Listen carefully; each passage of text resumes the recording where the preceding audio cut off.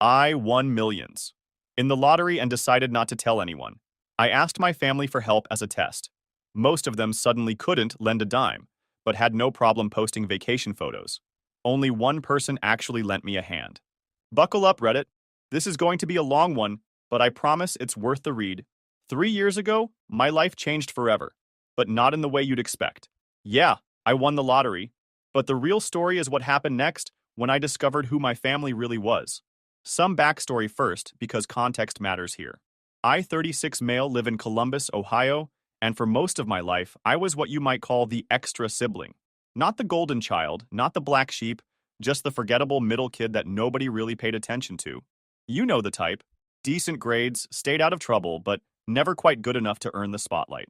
I worked as a diesel mechanic for a freight company, pulling 12-hour shifts in freezing garages, fixing big rigs. My supervisor was one of those old-school guys who thought screaming at employees was effective management. The pay was just enough to keep a small roof over my head in a duplex that had seen better days sometime around the Clinton administration. Now, my family situation was complicated.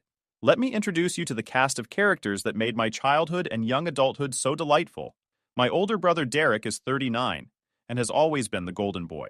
Our parents helped him buy a construction business right after college. Not a loan, mind you, but straight-up gift money for equipment, down payments, the works. This guy drives brand new trucks every couple of years, constantly posts those cringy, hustle and grind motivational quotes on Facebook, and genuinely believes he's a self-made success story. The cognitive dissonance is stunning. He acts like he built his empire from nothing when the foundation was literally paved with our parents' cash. Derek's the type who name-drops the cost of everything he owns in casual conversation. Yeah, just picked up this $80,000 truck, but you know how it is when business is booming. No, Derek, I don't know how it is, because some of us actually had to build our lives without a trust fund. Then there's my younger brother Kyle, who's 31 and still living in our parents' basement. He's perpetually between opportunities and always working on the next big thing, which translates to playing Call of Duty until 3 a.m. while mom brings him sandwiches cut into triangles, like he's still 7 years old. Kyle has this way of making unemployment sound like entrepreneurship. Every few months, he's got some revolutionary app idea or cryptocurrency scheme that's going to make him millions. Spoiler alert, none of them ever pan out. My sister Sarah is 33, a single mom working part-time at a hair salon.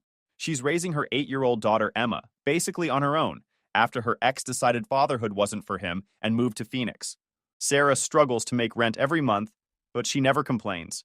She's the type who'll post pictures of Emma's school projects on Facebook with captions like, "So proud of my little artist," while wearing the same 3 outfits on rotation because she spends every spare dollar on her kid. And then there's me, the invisible one. When I lost my apartment at 28 because the landlord sold the building and didn't renew any leases, guess who didn't get offered a couch to crash on? That's right, the family that had a whole finished basement going unused except for Kyle's gaming setup. Instead, I spent 6 weeks sleeping in my truck in various parking lots around town, showering at the 24-hour gym, and trying to maintain some dignity while my life fell apart. The breaking point came a year later, when my truck's transmission died. This wasn't just an inconvenience, it was an existential crisis. No truck meant no way to get to work, and no work meant no way to fix the truck. I was looking at a $3,200 repair bill with about $180 in my checking account. So I swallowed my pride and called Derek, explained the situation, asked for a loan, not a handout, a loan with interest and a payment plan. I even offered to work extra hours at his company to pay it back. Derek listened to my whole sob story, then started laughing. Not a chuckle, but full-blown laughter like I'd just told him the funniest joke he'd ever heard. "Maybe," he said between laughs, "it's time you accept that you're just not cut out for much. Some people are built for success, and others, well, others are built for other things." That sentence lodged itself in my brain like a splinter. For years afterward, every time something went wrong, every time I struggled, I could hear Derek's voice telling me I wasn't cut out for much. I ended up taking a payday loan at 400% interest to fix the truck. Spent the next 8 months paying it off, eating ramen noodles and peanut butter sandwiches to make ends meet. Fast forward to 3 years ago. It was a Friday night in February, and I'd just finished one of those shifts that makes you question your life choices. 12 hours of crawling under frozen trucks, getting hydraulic fluid in my hair, and listening to my supervisor blame me for problems that existed long before I clocked in. I stopped at a gas station on the way home, partly for gas and partly because the heater in my truck was acting up and I needed a few minutes in a warm building. The place was nearly empty, just me, the cashier, and some trucker grabbing energy drinks for an overnight haul. I had exactly $47 in my wallet, which had to last until the next paycheck. Gas took $35, leaving me with $12 for whatever food I could scrounge up for the weekend. But there, sitting behind the counter, was a display of scratch-off tickets. Now, I'm not usually a gambling man. I'd bought maybe 5 lottery tickets in my entire life, and they were all worthless. But something about that night, maybe it was the exhaustion, maybe it was Derek's voice still echoing in my head, maybe it was just the cosmic joke of being 33 and having $12 to my name, made me pull out a $10 bill. "Give me one of those $10 tickets," I told the cashier, pointing to a game called Millionaires Club. He handed me the ticket and a penny to scratch with. I usually would have waited until I got home, but the truck was cold and the store was warm, so I scratched it right there at the counter. First box, $500,000. Okay, that's the grand prize amount. Nothing unusual there. Second box, $500,000. Weird coincidence, but still. Third box, $500,000. My heart started doing something irregular in my chest. I checked the rules on the back of the ticket, read them twice, then 3 times. 3 matching amounts wins that amount. I had just won $500,000. But wait, it gets better. Because when I looked more carefully at the ticket, I realized I was reading it wrong. This wasn't a $500,000 prize. This was a $20 million prize, which after taxes came out to $13.4 million. I stood there in that gas station for probably 5 minutes, staring at the ticket, waiting for the number to change or for someone to tell me it was a mistake. The cashier asked if I was okay. The trucker asked if I needed to sit down. I mumbled something about needing air and stumbled outside to my truck. Sitting in the parking lot with the engine running, I stared at that ticket until my eyes hurt. I took pictures of it with my phone from every angle. I Googled the Lottery Commission's phone number and called their 24-hour validation line, punching in the serial number with shaking fingers. "Congratulations," the automated voice said. "This appears to be a winning ticket. Please contact our office during business hours to begin the claim process." I drove home in complete silence, not even turning on the radio. In my apartment, I put the ticket in a Ziploc bag, then put that bag inside another Ziploc bag, then put both bags in a fireproof safe I'd bought years earlier for important documents. Then I sat on my couch and stared at the wall until sunrise. The lottery office opened at 8 a.m. on Monday. I was there at 7:45, first in line, wearing my cleanest jeans and a button-down shirt I'd bought for a job interview 2 years earlier. The process was surprisingly straightforward, but took the entire week. Lawyers, financial advisors, tax specialists. Suddenly, I had a whole team of professionals whose job was to make sure I didn't blow through $13.4 million like one of those cautionary tales you see on reality TV. My financial advisor was this no-nonsense woman who'd been managing lottery winners for 15 years. First thing she told me, "The money won't change who you are, but it will reveal who everyone else is." We set up a trust, diversified the investments, created multiple income streams. Conservative estimates put my annual income at around $600,000 without touching the principal. Even if I lived lavishly, the money would last forever. But here's the thing. I didn't want to live lavishly. Not yet anyway. I kept going to work that whole week, kept living in my crappy duplex, kept driving my beat-up Silverado.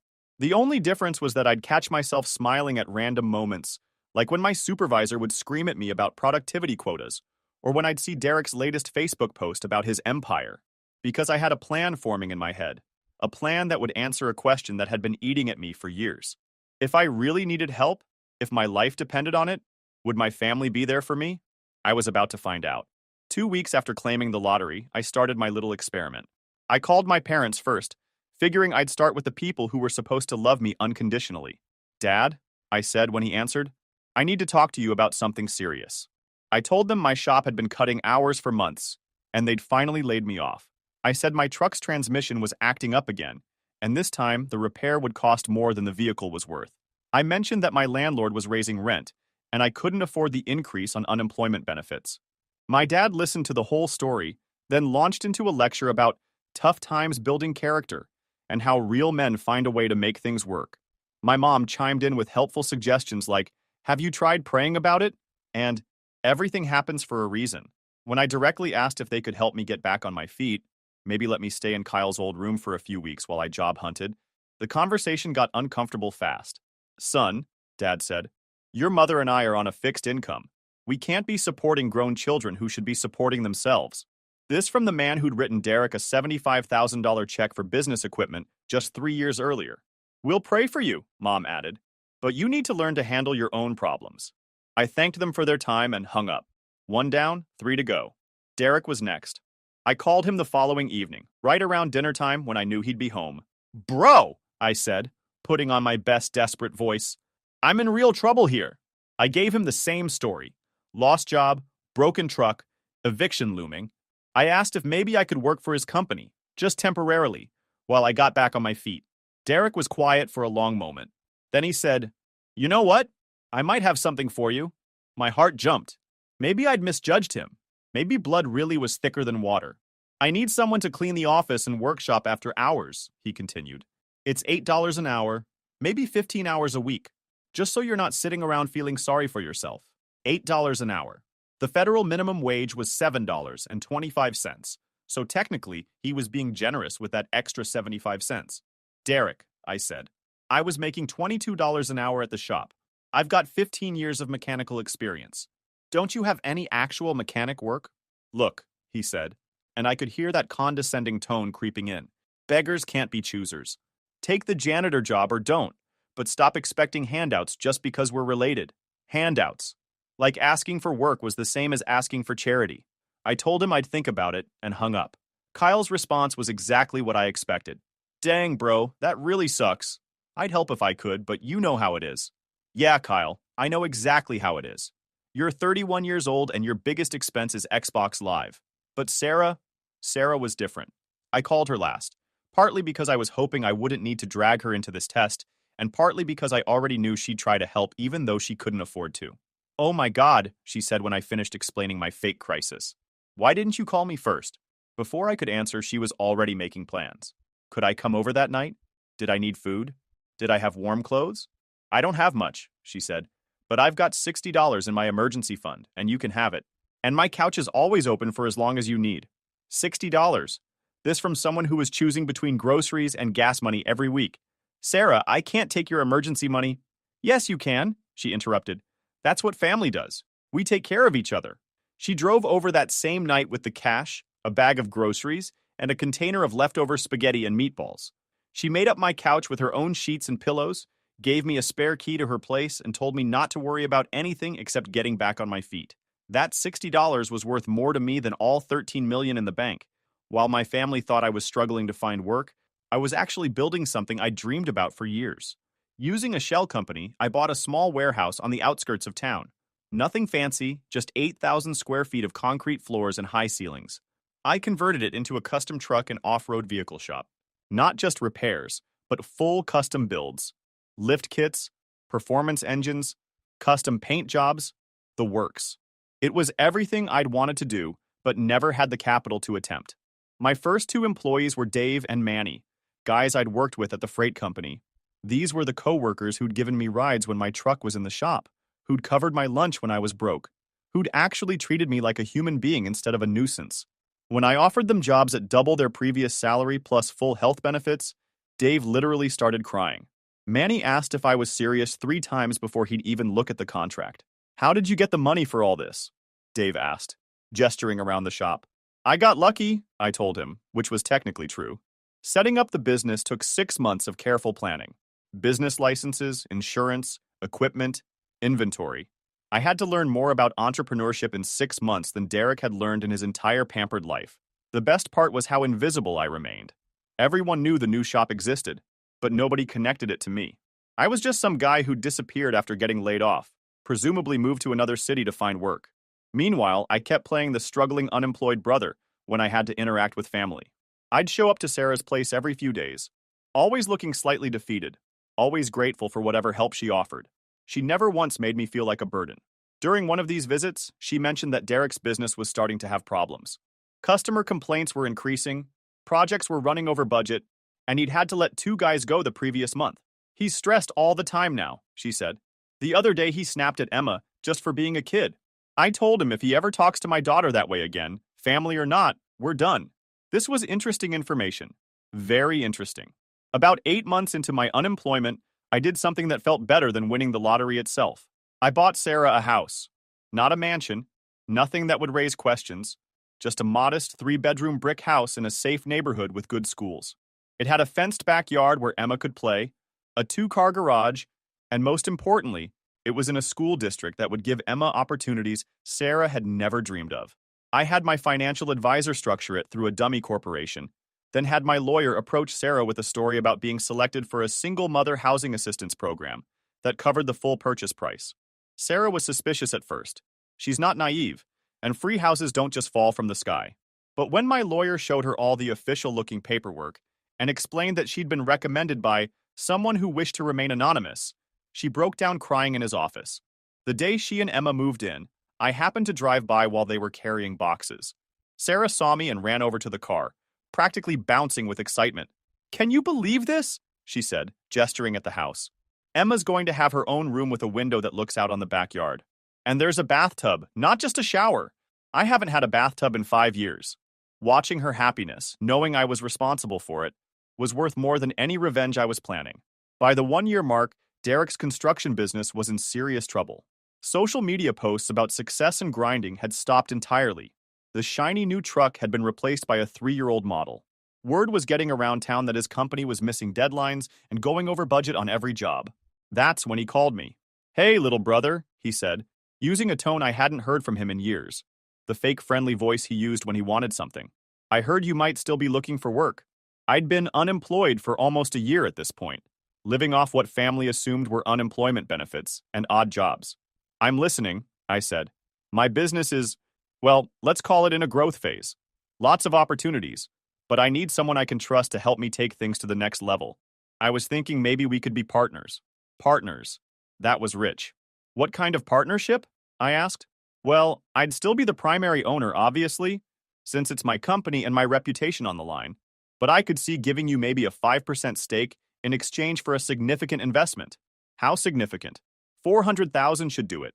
It's a bargain, really, considering what the company's worth. $400,000. From someone he thought was unemployed and desperate. "Derek," I said slowly, "where exactly do you think I'd get $400,000? "I don't know, man. Bank loan, investor, whatever. You're a smart guy when you apply yourself. Figure it out." The audacity was breathtaking. And what would I get for this investment, besides 5% ownership? Experience mainly. Learning how to run a real business from someone who's actually successful. Think of it as paying for an education. I told him I'd think about it and call him back. Instead, I spent the next week having Derek's business thoroughly investigated. Financial records, client satisfaction surveys, outstanding debts, pending legal issues. I wanted to know everything. The results were worse than I'd expected. Derek owed money to suppliers, had 3 different clients threatening lawsuits, and was about 6 weeks away from bankruptcy. His $400,000 investment opportunity was actually a desperate attempt to stay afloat. But here's the thing about desperate people. They make stupid decisions. I called Derek back and told him I'd found an investor willing to put up the money. We agreed to meet at a steakhouse downtown to discuss terms. Derek showed up to dinner in a leased BMW that probably cost more per month than most people's rent. He ordered the most expensive steak on the menu and spent the first 20 minutes telling me about his latest vacation plans and some new equipment he was thinking about buying. I let him talk, ordered a modest meal, and waited for him to get around to business. "So," he finally said, cutting into his $60 ribeye, "tell me about this investor of yours." "He's someone I've been talking to," I said. "Very interested in construction, has cash available, and is looking for the right opportunity." "What's his background?" "Various businesses. He likes to stay low profile." Derek nodded like this made perfect sense. "Smart. I'm the same way. So what are we talking about here?" "The full 400. He'd prefer to buy the company outright," I said. "Sees more potential in ownership than partnership." Derek's fork stopped halfway to his mouth. "Buy it outright? This company's worth millions." "How much exactly?" "At least 2 million. Maybe 3. I pulled out my phone, opened my banking app, and slid it across the table. Derek's expression went from confidence to confusion to shock as he stared at the screen showing a balance of $8.2 million. "I had it appraised," I said quietly. "Professional evaluation, 3 different firms. They all came back with the same number, $85,000. Derek's face went through several color changes. That's impossible. I've put years of work into this company. Years of work that led to customer complaints, lawsuits, and bankruptcy. Derek, you're 6 weeks away from losing everything. He was quiet for a long moment, still staring at my phone. How did you... Does it matter? Here's what I'm offering. $85,000, cash, for 100% ownership. You can stay on as a project manager with a competitive salary. Project manager? It's my company. It was your company. Now it's just debt and bad reputation. Take the deal, Derek, because it's the only one you're getting. Derek signed the papers 3 days later. He didn't have a choice. It was either sell to me or declare bankruptcy and lose everything anyway. The transition was swift and comprehensive. I kept the good employees and let go of the dead weight. I settled the outstanding debts and lawsuits. Most importantly, I restructured everything to actually serve customers instead of just enriching the owner. Derek's first day as my employee was educational for both of us. He showed up at his usual time, 10 a.m. because owners don't punch clocks, and headed straight for his old corner office. I intercepted him in the hallway. "Morning, Derek. Your workspace is over here." I led him to a desk in the main room, right in the middle of everything. "Where's my office?" I converted it into a conference room. Much better use of space. His company Audi was gone, replaced by a basic work truck like everyone else drove. His expense account was canceled. His special parking spot became visitor parking.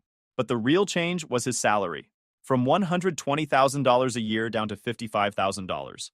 The same as the other project managers, which was actually generous considering his recent performance. "This is temporary, right?" he asked after I explained his new compensation package. "Until you see how valuable I am to operations." "Derek," I said, "your value to operations will determine everything about your employment here. Perform well, and you'll be treated well. Underperform, and you'll be replaced." For the first time in our adult lives, Derek had to actually work for his money. While Derek was adjusting to life as a regular employee, I was making some other changes. Sarah had always been good with numbers and organization, skills that were wasted cutting hair for tips and doing part-time bookkeeping for small businesses. I offered her the position of operations director at a salary that doubled what she'd been making at the salon. She almost didn't believe me at first. "I don't have experience running construction projects," she said. "You have experience managing a household on no budget, raising a child alone, and keeping multiple part-time jobs organized. Trust me, you're overqualified." Sarah turned out to be exactly what the company needed. She instituted systems for tracking projects, improved communication with clients, and somehow managed to keep Derek from screwing up the jobs he was assigned to. Watching Derek take orders from our little sister was perhaps the most satisfying part of my revenge. For 33 years, he'd treated Sarah like she was invisible, just another family member who didn't matter. Now she was his boss, and she was better at the job than he'd ever been. Sarah never abused her authority, but she didn't coddle him either. When Derek tried to cut corners on a project, Sarah shut it down. When he showed up late, she documented it. When he complained about his new circumstances, she reminded him that having a job was better than unemployment. About 6 months into the new arrangement, Kyle started sniffing around for opportunities. He'd heard through the family grapevine that I was doing better and had even started some kind of business. He showed up at the shop one morning with a resume printed on copy paper and what I can only describe as audacious confidence. "Thought you might need some extra hands," he said, looking around at the equipment and vehicles. "I've got some ideas for improving efficiency." Kyle's resume was a work of creative fiction. He'd listed entrepreneurial ventures as his primary experience and described his basement gaming setup as remote digital marketing operations. "What exactly do you think you could contribute here?" I asked. "Well, I've been researching the industry, and I think you're missing some key opportunities in the digital space. Social media marketing, online customer acquisition, that sort of thing." This from someone who's never held a job for more than 3 months. "Kyle," I said, "this is a construction and custom vehicle business. Our clients care about quality work, not hashtags." "That's exactly the kind of thinking that keeps small businesses small," he replied, apparently unaware that he was lecturing someone whose small business was already more successful than anything he'd ever attempted. I told him we were fully staffed and didn't need additional help. He left disappointed but not defeated. Kyle's optimism is impervious to reality. By month 8, Derek was struggling. The work was harder than he remembered, the hours were longer than he was used to, and the lack of special treatment was wearing on him. It all came to a head during a client meeting. Derek had promised a client we could complete their project in half the time it would actually take, apparently forgetting that he no longer had the authority to make such commitments. When the client called to confirm the timeline, Sarah had to explain that Derek had misstated our capabilities. and the realistic completion date was twice what he'd promised. The client was not happy. They came to the shop for a face-to-face meeting, and let's just say they expressed their displeasure loudly and in detail. Derek tried to deflect blame onto miscommunication and new management procedures, but it was clear to everyone present that he'd simply lied to try to secure the contract. After the client left, I called Derek into my office. "That was unacceptable," I said. "Look, sometimes you have to tell clients what they want to hear to get the job. Then you figure out how to make it work." "No, Derek. Sometimes you have to tell clients the truth so they can make informed decisions. What you did was dishonest and unprofessional. Since when do you lecture me about business? 6 months ago, you were unemployed and desperate." There it was. The real Derek, the one who'd been hiding behind forced politeness since I'd bought his company. And now I own a successful business while you're an employee who just cost us a client. Funny how things change. Derek's face went red. "This is my company. I built this from nothing. You built this into nothing. I'm rebuilding it into something. And if you can't accept that, you're welcome to find employment elsewhere. You can't fire me. I'm your brother. I can fire anyone who doesn't do their job properly. Being my brother just means I gave you more chances than I'd give anyone else." Derek stormed out of my office and didn't come back for 3 days. When Derek finally returned, he was different. The pretense of cooperation was gone, replaced by barely concealed resentment and defiance. He started showing up late regularly. His work quality declined. He began making snide comments to other employees about family businesses and lucky breaks. Meanwhile, my parents had caught wind of the situation and were not pleased. They called me on a Tuesday evening, both on speakerphone for maximum impact. "What's this we hear about you humiliating your brother?" Mom asked. "I'm not sure what you mean."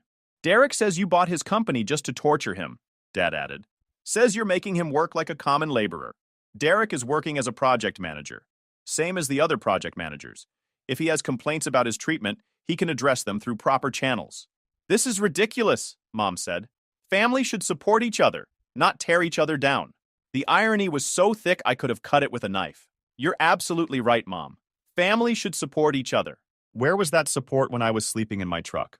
Where was it when I needed help with basic transportation to keep working? That was different. No, it wasn't. The only difference is that now I have the power to help or not help, and I'm choosing to base that decision on how I was treated when I had nothing. Dad's voice got stern. "You're being petty and vindictive. I'm being consistent. Derek is still employed, still earning a living wage, still has opportunities to prove himself. That's more support than I ever received from this family." The conversation ended badly, with my parents insisting I was destroying the family and me pointing out that the family had already been destroyed by years of favoritism and neglect. Derek lasted another month before he reached his breaking point. He came into my office on a Friday afternoon with an ultimatum. "I want my old role back," he announced. "Full authority, executive salary, company car. This experiment has gone on long enough." I leaned back in my chair and studied him. He looked tired, defeated, but still somehow entitled. "What experiment? This whole thing where you pretend to be the boss. We both know I'm the one with the experience and connections. Give me back control, and I'll consider letting you stay on as a partner." The audacity was stunning. Even in defeat, Derek couldn't imagine a world where he wasn't the center of everything. "Derek," I said slowly, "let me make sure I understand. You want me to give you back the company I bought from you, restore the salary and benefits that were bankrupting the business, and accept a junior role in the company I've spent 8 months rebuilding?" When you put it like that, it sounds unreasonable, but it doesn't just sound unreasonable, Derek. It is unreasonable. Here's what I'm prepared to offer. You can continue working here as a project manager, following the same rules as everyone else, or you can find employment elsewhere. Those are your options. Derek's face went through a range of emotions: anger, disbelief, desperation, and finally resignation. "You really think you're better than me now, don't you? I think I'm more successful than you now. Whether that makes me better is a different question." "This isn't over," he said, heading for the door. "Actually, Derek, it is. And if you decide to leave, don't expect a reference letter." Derek walked out that day and never came back. He didn't even clean out his desk, just disappeared like a bad employee who knows he's about to be fired. I heard through the family grapevine that he'd found work at a rival construction company, but as a basic site supervisor, making about half what I'd been paying him. His girlfriend, the one who'd been attracted to his success, apparently decided that dating a middle management employee wasn't as appealing as dating a business owner. Within 2 months, Derek had moved into a smaller apartment in a less desirable part of town.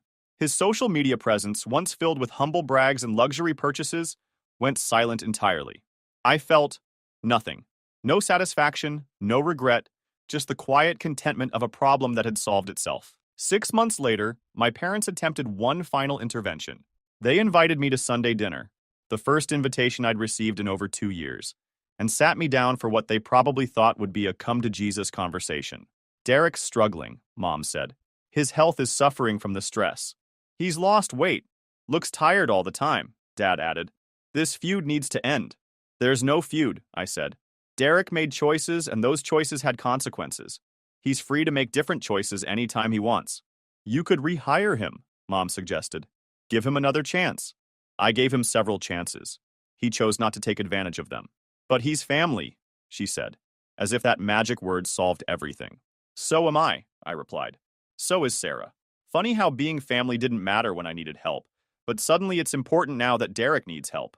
They tried several more approaches: guilt, obligation, family unity, but nothing landed. Finally, Dad played what he thought was his trump card. "We're disappointed in you," he said. "This isn't how we raised you." "You're right," I said.